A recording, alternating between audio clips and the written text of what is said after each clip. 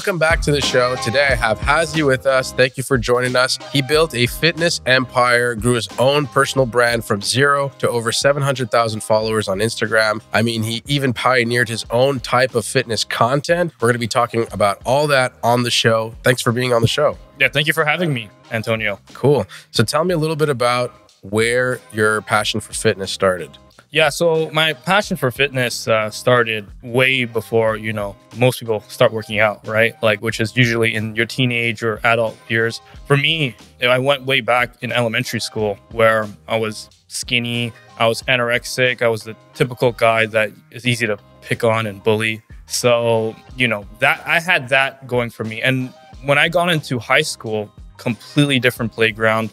I didn't know anyone, I didn't have any friends. It was just me going to this new school by myself, and I really need to learn how to make new friends, right? So I was kind of in that space, and it wasn't easy for me to make friends because the way I grew up was more aggressive. A lot of the kids in my elementary school, in recess class, people would always have a WWE match, every single day. It was that kind of relationship, right? It was kind of banter, making fun of each other. Now going to high school, that didn't work, right? A lot of people were a bit nicer. It's this guy is kind of an asshole. So, they start picking on me, start bullying me. And obviously they're much bigger kids than me, right? And one day, I saw my brother working out at home. He was lifting some rice bags and stuff. He's 3 years older than me, by the way. And I was what is this guy doing? And why is he doing that stuff, And one day what happened was I was getting bullied by this kid. I don't want to give his name. In recess class, he literally took me and grabbed me and threw me on the floor. I was what the hell? What did I do to get, go through that? And what happened was I decided that, I go home. I'm sad and depressed. I'm what do I do? My high school life sucks. I'm in grade 7. I have no friends. And we go home and I have my 2 older brothers. We're all 1 year apart. And we're very competitive, with video games, anything. It was always a competition of who was better, right? And that day when I got home, we decided to do a push-up competition. And I remember I was I've never done a push-up before, but let's see how much I can do. My older brother is the first person who goes down. He does 25 push-ups. And I'm okay, if you can do 25, I can probably do 15, right? And then my other brother comes in and he does 20 push-ups. I'm okay, I could probably do 10. And then they get up, they look at me and they're all right, now it's your turn. So I go down there and I try my best to do a push-up. I'm shaking and then I collapse on the floor. And both my brothers just burst out laughing. And I remember that day, how I felt. I felt I was pathetic, And I told myself, you know what? Every single day, I'm going to do 1 push-up or as many push-ups as I can every single day. And I did that for a whole year. Now, I didn't even know what these push-ups were doing. But that whole year, I went from doing 0 push-ups to doing 100 nonstop. So then the year later goes by. I'm in grade 8, right? I'm 13 years old. Same kid comes in, walks in the hallway. He looks at me. And I already know what he's about to do. He's about to grab me and push me into the locker. And as an instinct, I grab him and I shove him into the other locker. And I see in his eyes something that I was I've wanted to see for a long time. And then he said, wow, you got so strong. And I looked at him and I'm wow, I didn't know all this time these push-ups were making me stronger. And dude, that day I got hooked. Really? I did push-ups every single day. I did not miss a day. I started with just my chest. Then I learned how to do some biceps with the rice bags I learned from my brother. I would do squats. I would do crunches. And I liked the look I was seeing in the mirror, right? I felt more confident. Now, when you're wearing a big baggy t-shirt, nobody knows you work out, right? You're still a young kid.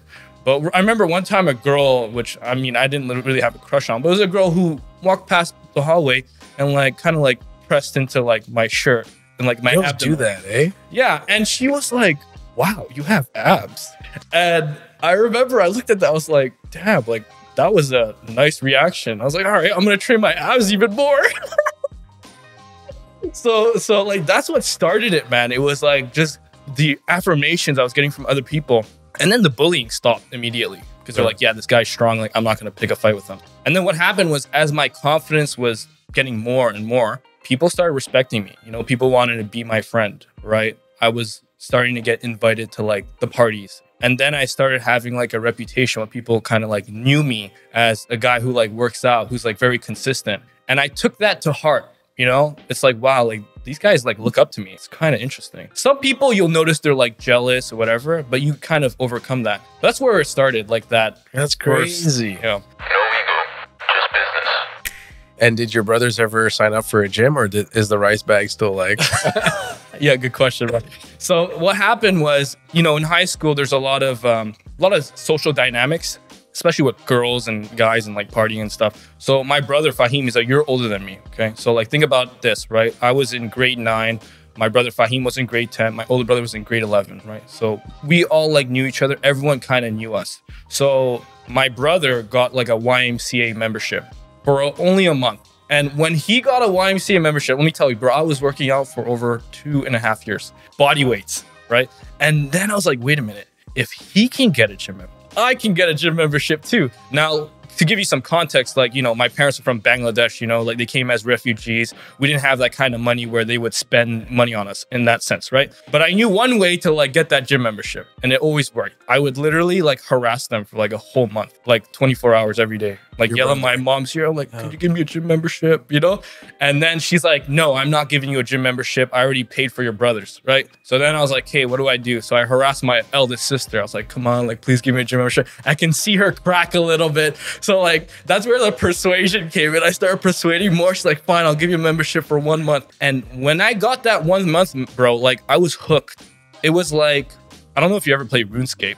A little bit, yeah. But imagine when you play RuneScape, you play free to play, and then you get like the paid thing. That's what it felt like, bro. It felt like I was going to heaven, you know? It's like all the YouTube videos, I can finally use them, you know? Right. And that 1 month, you know, after it was done, I remember I was talking to my close friend, best friend of mine, that I literally convinced him to start going to the gym because he was like, dude, like, you're so into it. Like, I want to come too. And I told him, I said, dude, like, I don't think I'm going to continue the gym anymore. He was like, what? He's like, you're not going to start the gym anymore? I'm like, dude, like, I only have 1 month. I don't know how I'm going to like ever get another membership. And he's like, dude, you're like so into like working out. Like, there's no way that you will stop. And I said, wait a minute, I have an idea. I can get a job.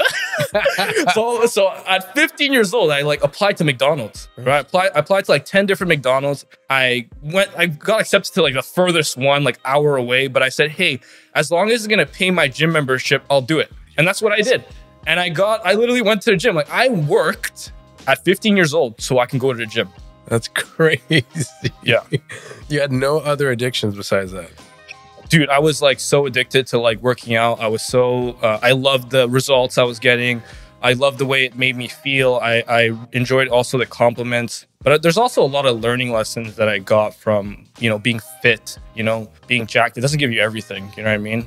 Where are some moments where like, you know, because there's like always a new plateau, right? You kind of unlock that first problem and then you grow. What was that, maybe that second moment? It was like maybe 4 or 5 years into working out. I was like in phenomenal shape. I was like 20 years old. Like, I mean, I looked like I was 30, I'll be honest. I was like, I was really jacked. And I remember I went to like Ultra Miami. Like it was like the first trip I ever went by myself. You know, you go to a rave, like you have your shirt off. And by the way, this was the best feeling. I think anyone who wants to like get into fantastic shape, this is like the most rewarding feeling. And it's kind of like a little bit egotistical, but if you set your ego aside and like experience the moment, you're like, wow, like people really appreciate like a good body. When I was there, I had my hair, I had dyed hair, like silver hair, bro. Like people were all staring at me. They're like, who is this guy? He's like so ripped and jacked with like silver hair. And dude, I've never got so much attention in my life. And I remember that moment. It was like the peak of the peak. And I'm like, why don't I feel fulfilled?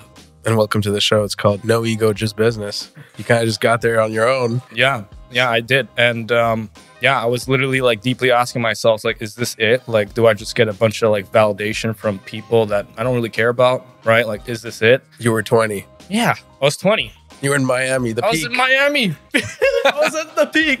But yeah, dude, like after that, I said, no, man, there's more to this. Like, I can't just be like, you know, fit and jacked. Like, there has to be more to this. And then I like, you know, I would watch YouTube videos of guys who are like social media influencers, like traveling the world. Guys younger than me, like they would post an Instagram story. They're like, yeah, living my best life, like, you know, in Miami, like at a hotel. And I'm like, why don't I have that life, you know? And I said, bro, like, I have to get on the content game. Like I have to put myself out there.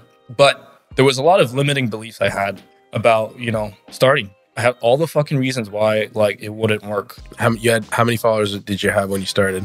When I started, like when I did YouTube, like 6 months, I got only 100 subscribers, you know? And, you know, when you put yourself out there, you're showing the world yourself, right? And you're also battling with like, is this the real you you're like showing, or are you showing like a fake self, right? You're like really battling with like your identity, you know? And I feel like, you know, being in this for a long time, I see a lot of people like deal with the same, and I like really feel that. But it was really like starting with being real and authentic, because I knew what the fake route led to. Eventually it led to, you know, unhappiness and like being unfulfilled. And to me, I like to think long term, and I don't want to take that path, you know, not be myself. So I know it sounds like cheesy, but when people say like, oh, be yourself, I think that is key. But the major key is like being your best self, meaning like do the things that are hard. Like you are not being yourself if you just sit on the bed and fucking watch social media for 8 hours. That's not the real you. The real you is the best you. It's the ones who fucking wake up early in the morning, you get your shit done, you have your task, you do your work, you go to the gym, right? You get uncomfortable, like you meet like people that like you find cool and introduce yourself to them. That is what the best self of me is.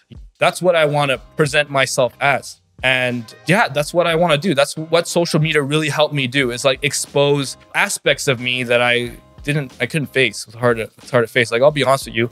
The first 6 months of the YouTube video, a girl I was dating at the time, her and her friend, like looked at the camera and they were like, look at him. He looks possessed. Yeah, he's like, look at his eyes. He's so intense. And I'm there in my head like, oh, interesting. I didn't know that. I was like, that's something I can work on. Less intense. How long ago was that? 5 years ago. So I was 22. And you still remember that moment? Yeah, dude. I remember that moment. And I was like, yeah, this is like brutal honesty I have to like accept. And then I asked myself, like, why am I so intense? Why do I have this fucking possessive eyes, you know? And it's because of like my upbringing, you know, like the way I grew up. Like I had a lot of things that I was shielding myself. And I'll be honest, like my physique was one of them. Like the way I look was, and yeah, man, it was so hard, but like it really helped me grow. And I think that's why I'm so grateful of making the content, like putting myself out there. No ego, just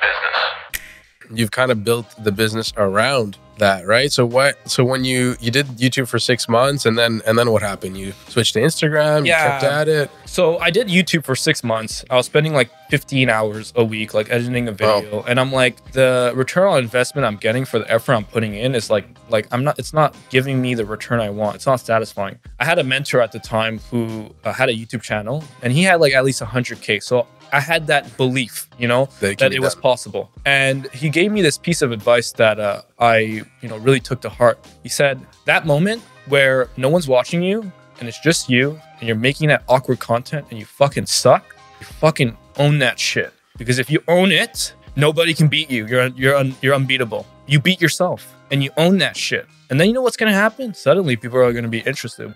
He shows up. He's consistent. You know, I have had people who followed me for like 5 years. They're like, dude, I followed you for 5 years. And I'm like, what? He's like, and by the way, the first 2 years, like, I thought you were a loser.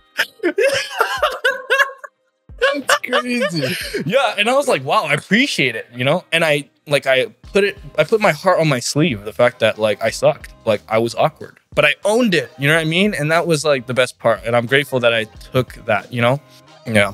Do you connect regularly with some of your followers? Yeah, I do. Like just today I had a call with someone from Dominican Republic, 25-year-old girl who wants to like lose weight, get in shape. I hear many often, like a lot of the times, the best thing about being a fitness coach is that when you speak to people, they show their true self, like, and they show their insecurity to you, you know, what they're really going through. And I like that because it gives me permission to like be myself as well and understand people at a deeper level and say, hey, like they're all going through their own crap secretly and you don't know it. And it teaches me to like have compassion for other people. So like for her, for example, like I was fully present. I was with her, like I was hearing her out. And then she's like, yeah, like I'm excited. Like I want to join the program.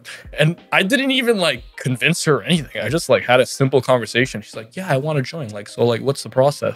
And I explained it to her. I even tell her, I'm like, by the way, like, I want to make sure you're comfortable with doing this, because she's from Dominican Republic, right? Like, it's not like they have that kind of money, Right. right? It's But I'm not also, yeah, I'm also like a genuine person where I'm like, hey, I'm not gonna destroy your bank account for you to change your body. I'll be reasonable, right? Because I actually want to help you. I think there's a big investment in that comes from you changing your life. Yeah. I mean, the returns are like tenfold, right? Like when you do change and all the benefits that you get. And when we spoke, that was one of the first things that struck me was how genuine you were actually.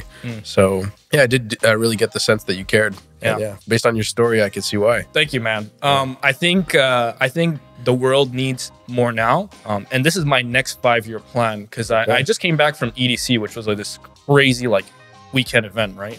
I'm like a natural introvert, but that weekend I met like over like 300 people. Wow. Yeah.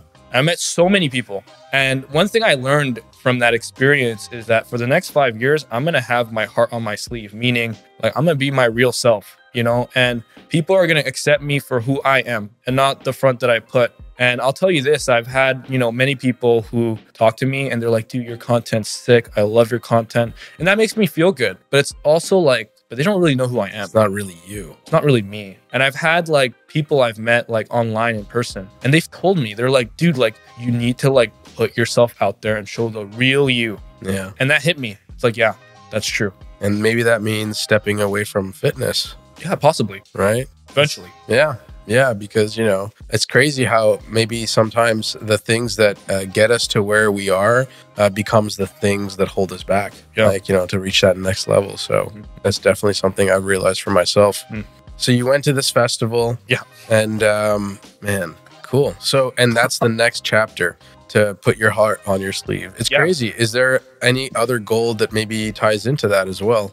I feel like for me, the way that I've grown up as a kid, my parents are very religious, right? We have a very religious background. So it's a lot of like heaven and hell, like the afterlife. So as a kid, I started with death in mind, like dying. And I had a visceral like experience of like just dealing with that as a kid. So for me, like I always start with what's the death in mind? You know what I mean? Like if I were at the end of the game, like how would I live my life? How would I reverse engineer that? And for me, if I am my true self in the next 5 years, I will attract people who are meant to be in my life and push away the people who weren't meant to be. So I see that as a filtering mechanism to like attract the people that are meant for you and push away the people that aren't meant for you. And in those 5 years, when I gain people's trust and win them over, because it takes time to win people over. You know what I mean? People are not going to give your trust right away. And then, I'd be happy to, maybe start a podcast like this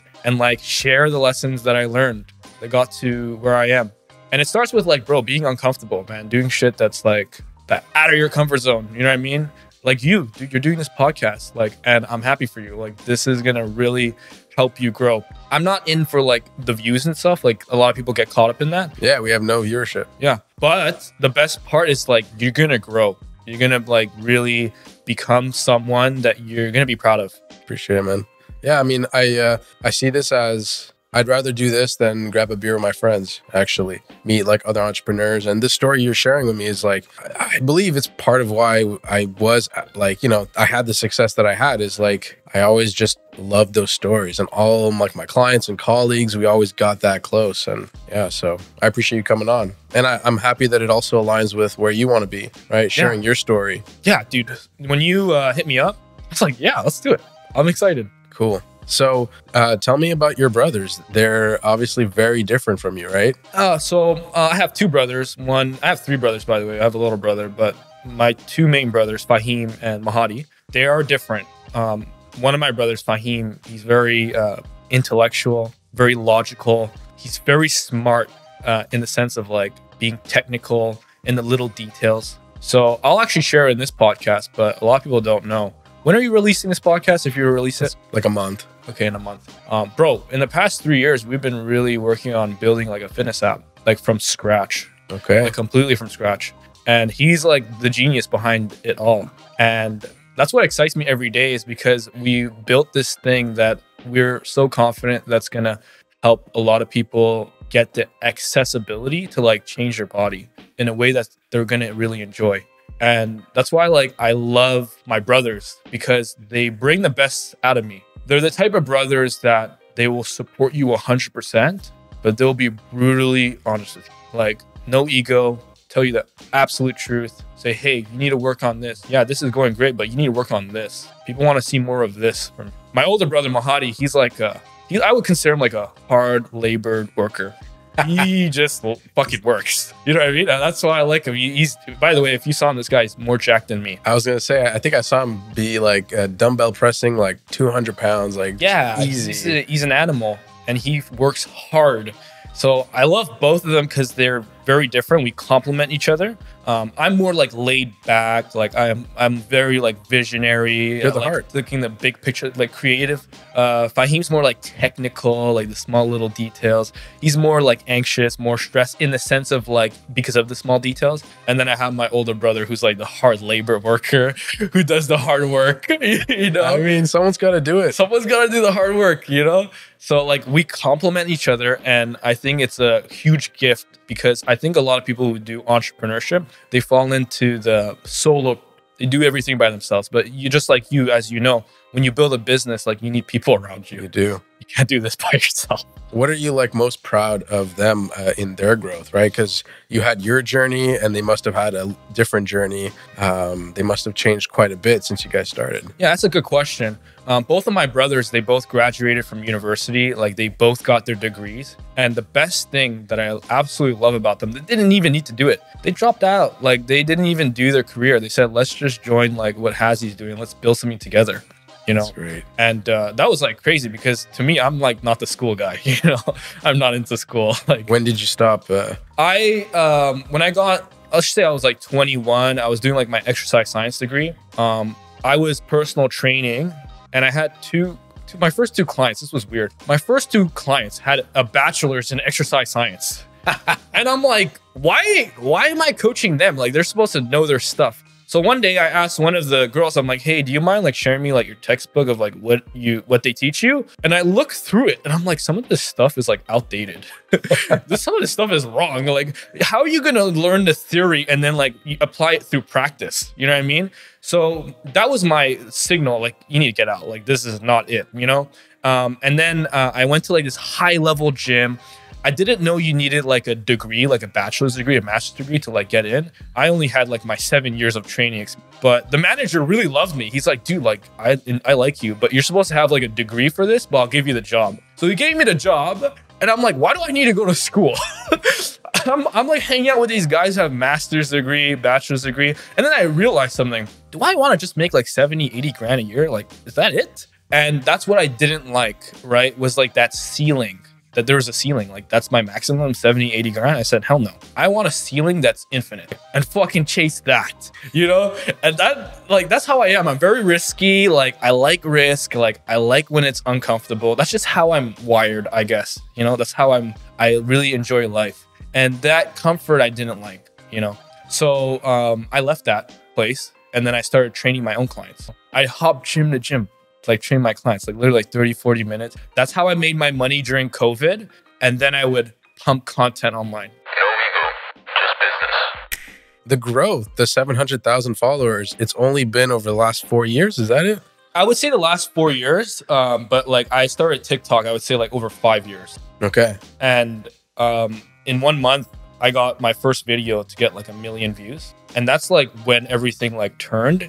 It's like, I need to leave school. Okay. Oh, really? Yeah, because I was about to do my physics exam and I couldn't even concentrate. You were just, the dopamine was there. It was an insane level of dopamine. And then like I was getting this instinct in my gut that says, you need to get out. It's like, you need to go all in. And I was like, you're right. I was like, burn the boats. Yeah, man, you did. I did. And I'll tell you this, I'll be honest, because I know there's going to be a lot of people who are going to listen to this. There is an aspect of luck that's involved. Timing is key. You know what I mean? I got into TikTok at the right time. You know, if you did TikTok now, like, damn, like you gotta put in the reps and you gotta do maybe double, triple the reps to like catch up. But like, I've done over 1,000 videos. You know what I mean? Like, I know the nuances, you know, and the nuances matter, like in terms of like really popping off. But I can't say this for the people who are listening. you could be good enough now. Like if you're good enough, you'll be good enough now and you'll make it. So there's no such thing as too late. Like, don't fucking take that shit. Like, you know what I mean? Like anyone will ever tell you it's too late. Ask yourself, that person, do I want to be where they're at? And if the answer is no, don't listen to them. You know, listen to someone who's where you want to be. It's crazy. I like that you mentioned luck, because I mean, your whole life, it was the raw ingredients for you to get here. Like even just from when you started and your situation and your background, it's crazy. So 700,000, you got the first million. Talk to us about the type of content that you. Okay. So I went from long form with YouTube to doing short form, because long form was not the best bet for my time. So I did short form. And then what happened was that video popped up. I got 1 million, right? And then after a few weeks later, I got like another video that got like 500,000. But then I'm like, okay, I need to be realistic about this. Who are my competitors? Who are the other guys in my field right now who are making short form content, and where are they at? Okay, so there was a couple of guys, I like locked them in, I like follow them, and I just track like where they're at, right? Because I need to compare like what I'm working with. And I see these guys like blowing up, and I'm like, okay, how long are their videos? Oh, okay, interesting. 10 seconds, 15 seconds. All right, let me start testing that.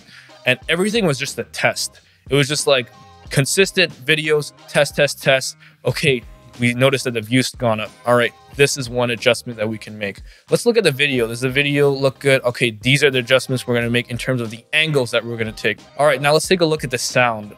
Are these sound trending currently? No, they're not. Let's find trending sounds and let's pop it off. And it was just like all these small little BBs like coming together. And then what happened was then I started getting millions of views like every single video. Like, and I'm like, holy shit, like this is insane. Like we're popping off. It's working. Yeah, it's working. And it's like that light bulb that hit. But I want to share this thing, you know, because a lot of people think like, oh, once I get the views, like it's going to stay. That's so wrong. So wrong. It is, how are you currently doing right now? It doesn't matter what happened 6 months ago, because this is what happens. When people get this massive amount of views, huge dopamine hit, imagine like someone shoots heroin in your something. That's how it feels like. It literally feels like that, okay? But then your views go down and then people get depressed, they get sad, they're like, shit, I suck. They start identifying themselves of like why they're the reason why they didn't get the views. But in reality, is that because the wave is moving, right? The cycle is going. Things are changing. You need to adapt. You need to continue innovating, right? So I had 2 different moments in those 5 years where my views weren't like popping off. My views kind of crashed, right? And then I'm like, okay, what's the next step here? What do I do? And oftentimes the biggest mistake a lot of people do is they get anxious, they get fearful. And then what happens? Your creativity shuts down. And when your creativity shuts down, it's game over. Good luck, like getting back there. So what did I do? I understood that. I said, okay, I need to be in a state of openness. I need to be in a creative state. And I just need to listen to like what the universe is guiding me to. And I'll tell you this, a lot of my ideas I get from like in the shower, like while I'm working out, while I'm riding my bike, anything that I'm like in an elevated state of mind. And this is something that was really powerful. I actually took from, it's called Think and Grow Rich. And they were talking about the guy who came up with the light bulb. I forget his name. Tesla, or I don't know. Newton, probably. Yeah, Newton. When he came up with the light bulb, he did it over 1,000 times. There was one thing that he said, and that stuck to me. He said the idea came to him from a place of no thinking. And so I said, that's what I need to do. I just need to be in a space where there is no thinking. And that first thought that I get that gets through me, I say that it's the universe speaking into me and giving me guidance. And then it's like that nudge, okay, do this. And I immediately implement it. Bro, my videos keep popping off. And I'm like, what the hell? This is like so crazy. And that, I'll tell you this, I have a strong faith in like God. I have a strong faith in the universe. And the reason why was because of this. Like the times where shit was hitting the fan, I would like not be in a state of fear, anxiety. I'd be in an elevated state. I listen without thinking. I get that nudge and it says, do this, go there. And I do it. And it like majority of the time it works. And the times that it doesn't work is because the angle was a bit off. So what do? I just reiterate the angle, change it a little bit, and it fucking works. And so like what it feels like is like, man, bro, I live every day. I feel like God's talking to me. That's crazy. Yeah. You know, there's an ongoing joke on this pod where the last like 3 guests or 2 guests, it's like, and that's the point where you realize you were mentally ill. We are 'Cause mentally we ill. really are a little crazy. Yeah, a lot of people think, I totally understand. A lot of people think we're crazy because if they don't understand where it's coming from, they will immediately assume that there's something wrong with you. Yeah. But there is really the no thinking and also, I gotta applaud you for the action taking, the level of action taking that you did. Like you heard, you listened, and you did, right? And you did like at a massive level. Yeah. So I'll give you this, this is one thing I learned, like, let's just say like with dating or like meeting girls, because as a man, you have to approach women. Don't expect women to approach you. If you're a very good looking guy, you get women to approach you, okay? But what I would say is this.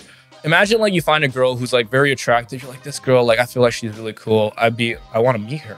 And then what happens is the gap as it increases from the point that you want to meet her, but you aren't, you create like this fog in your mind of like all the reasons why it won't work or why you're a loser or whatever, right? And it keeps getting bigger and bigger and bigger. But if you close that gap and you immediately just approached her, you get into reality and you realize, wait a minute, all of that shit doesn't exist. I was creating an illusion in my mind. And then you break in and then you really meet her and you're like, wow, she's actually a cool girl and she kind of likes me, you know? Yeah. And so it's like, I learned that thing and I apply it to like my day-to-day actions. It's like, okay, what's holding me back? Where's the fear, right? Is there a belief that I'm having right now that doesn't serve me? Okay, how could I reframe this belief that will serve me, that will align me to where I want to go so that I can take massive action? Because here's the thing. If you say like, oh, like I'm a loser, nobody's going to watch my videos, like how's that going to serve you? You have one life. How the hell is that going to serve you, right? How about we frame that differently? We say, hey, you suck. You haven't learned the skills yet. It's normal. You haven't done it yet. So do the reps and get good with the reps. And you know what? Congratulate yourself when you do the action, because that's the only thing that matters. The only thing you can control. do the one push-up every day. 100%. Dude, this was actually a lot more fun than I thought. I didn't even think like, Yeah. I mean, we crush it like this. No ego, just business. so let's say you were to talk to someone that's kind of in the fitness space, because there's a lot of people, Yeah. that really have this same desire to grow. Yeah. What were some of the challenges there? Yeah. So number one, I'll tell you, like, honestly, like the mistakes I made. One, I didn't promote my program enough. And the reason why was because I was too afraid that I would oversell my audience. Because I would hear that, right? I would oversell my audience. And that was a fear I had, right? I didn't want to like oversell it. Although I was very convicted, I was very like proud of like, the transformations a lot of our students were making. But then I learned something different. The market that I'm in with like fitness, like especially, like helping people change their bodies, there's a lot of resistance that can happen, like so many changes. Like, you got to stop eating the chocolate muffin or eating the cake, or you got to work out like 3 to 4 times a week. That's a lot of commitment for someone to make, and then also accept the fact that like, hey, you're overweight, you need to lose weight, like you need to rebuild your shape up. So it's like not just like financial investment, it's like all of those things. And I learned that like when you're in the fitness and you're coaching people, you're in the game of sales and marketing, not in the game of like just coaching people. Because here's the thing, the moment someone gets into the program, it is your due diligence to make sure that you hold them accountable to get the results. But like you can't control all the factors of like all the things they're going to battle with, which is, not eating that chocolate muffin or the cookies and like making sure they're, doing the workouts. There's a lot of things that are holding, someone back. And then that's more of solving a retention problem. Software is more of like retention. So I was too fearful with like overselling, but now I switched that gear. Now when I'm doing it, I'm doing it differently. I'm not doing it like, oh, like join my program. I'm going to show up first. I'm going to tell you all the things I'm going to do, right? All the tasks that I'm doing, how I'm going to get better, right? As a leader, it starts with you first. And I want to hold myself accountable. That's going to inspire other people to say, well, okay, if he's doing it, then like that inspires me to like want to start my transformation. Now, when I say, hey, I'm looking for X amount of people are intrigued. They're like, I know this guy. I trust this guy. He shows up every single time. Now I want to join. He's not just there for my money. Yeah, absolutely. Absolutely. 100%. That's so interesting, man, because I've had the same experience. Like when I first started the agency, I was like a pot smoker and I used to smoke cigarettes. And that led me to breed a culture of that being okay in the team. And then people were lazy. People showed up late. They didn't always do their work. And now that I'm, committed to my health and showing up every day and encouraging others to show up every day, like everything's so much tighter. So no, I hear you, man, on that. People will literally follow your lead because you're the example. So that actually leads me to a question that I was having is, you're not going to be 27 forever. Yeah. Right. Have you thought about obviously you have, because you want to transition, right? Like building the personal brand, wearing your heart on your sleeve a little bit more, right? But, you can't always, at one point we're going to get old. So, how does you are the lifeblood. What if something happens to you tomorrow? That's a good question. Thankfully, I have my brothers who look similar to me. They could just put on the orange shirt and... They just need to put on... Well, actually, one of them just needs to put on a little bit more muscle, but they can just replace it. So here's the thing. What you said is actually phenomenal. And I'm glad that I have my brothers who think long-term like that. We want to have a business eventually that is sellable. So the way that we're approaching building this app is that it's not relying on me. So all the content that I made is going to be these building blocks to this app. I noticed, because a lot of it is about form. A lot of it is about technical stuff. And I could see how that's all going to come into 100%. An ecosystem. 100%. I do have in my mind that obviously one day I do want to make it a sellable company, which, you have a massive exit. And then I do my next thing. One thing I've learned from Alex Hormozy and guys like that is that you really become wealthy in your second and third endeavor that you do, not your first. So I'm super early in the game. And yeah, man, I'm also very open, in the sense of I'm not attached to any outcome, let's just say 5 years from now, I want to sell it. Then yeah, hell yeah. If I say in the next 10 years, let's do it. But whatever makes me fucking excited for life and wake up every day and be there, I love what I do and I want to keep doing it. And then one day it says okay, now I want to sell this, I want to start a new endeavor, then I'll do it. That's amazing. Yeah, just chasing what makes you happy. 100%, man. Isn't it a privilege, honestly, to be able to do that? Dude, it's such a huge privilege. And I'll tell you why. This is the one thing that really changed my perspective. When I was 15 years old, I went to Bangladesh. My parents this is the first time I went on an airplane. My parents brought us to Bangladesh, for the third world country. And the first place we went into is this restaurant. And we saw 5 little boys grabbing 3 24 packs of cans over their head, bigger than them. And I'm there in my head they're gonna stunt their growth. You know what I mean? I was 15. And I looked at that and I was actually really fucking pissed. I was why the hell are they living this life? And here I am complaining about my life. That moment, I just stopped complaining completely. It's crazy. Completely. I swear to God. That moment I said, I have nothing to complain about. I have a good life. I'm not in that third world country begging with my hands, for money the next time we get water. And I'm really grateful that my parents brought me there, because it really set a huge perspective shift that I really needed. I'm glad I had, man. Yeah, you're maybe on the kind of that typical teenage path, maybe. And then Yeah. And I'm glad that I had that, because I have a lot of my friends, a lot of them I don't see, unfortunately, as much as I would like, but they're comfortable, right? They're kind of either graduated, they're working their 9-to-5 job. They don't realize how good they have life and how much of a privilege it is to them living here, in Canada or the US. It's a massive privilege. If they really understood that, if they just had 1 minute where they were able to be in Africa and just take a grasp of what life could have been, they would do things. Are you thinking of maybe kind of as you grow to do some charity work? Oh, 100%. 100%. Yeah, absolutely. I even spoke to my brothers. I spoke to my business partner. We're aligned with that. We want to do that because, being rich and successful and being famous, you really realize that that's vanity. It doesn't really matter. The real impact is the impact that you make, the lives you change, the people that you help. That's what makes me happy. Seeing money go in my bank account and I'll be honest, having a lot of money go in your bank account, you're okay. Right? You can buy the nice car, but then it's cool for 3 days. Yeah, and it's that is also a paradox, because think about it this. If you buy a nice car, a nice house, right? Who are you really attracting in your life? People who are interested in those things. Now, do they have the values and the perspective or vision of their life that meets yours? Most likely they don't. You know what I mean? And I also think that if you come with you start a relationship with, I have money, I have success. Now, if you are in a relationship you want to have a partner, right, where she can be secure, then that's great. However, I would rather come from a place of not showing you my money, not showing you my success, and see, do you accept me for who I am first? Because I think that would be a much healthier relationship that you can start off with. Yeah, it's great, man. Dude. No ego, just business. Do you have any last words? Last words.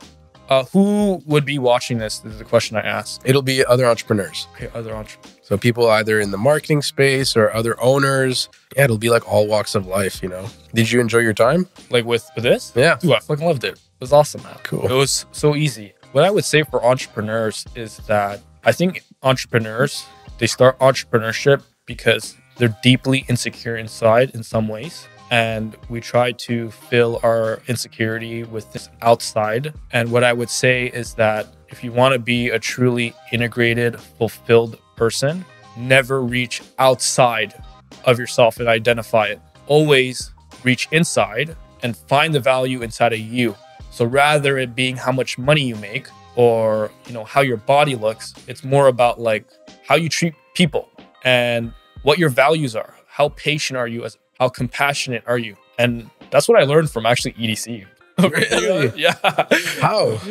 Like, dude, I like met so many people and I'm just there in my head. Like, I feel like being my real self, like that's the best experience I had. I don't need to like show a front. Yeah.